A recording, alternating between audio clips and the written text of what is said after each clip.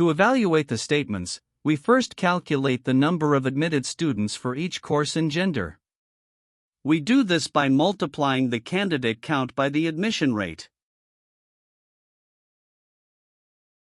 For Course 1, the admitted males are calculated as 200 times 0.55.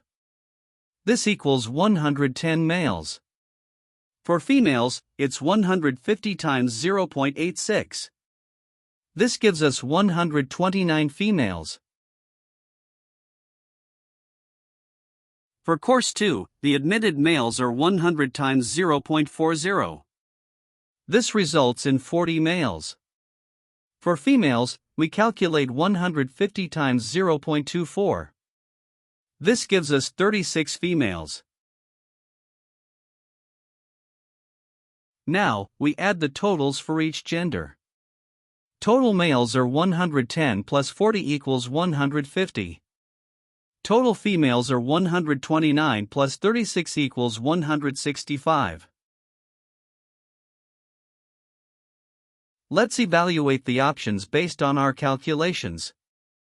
Option A is false since 150 males is less than 165 females. Option B is false, Course 1's overall rate is about 68.3%, not lower than Course 2's 30.4%.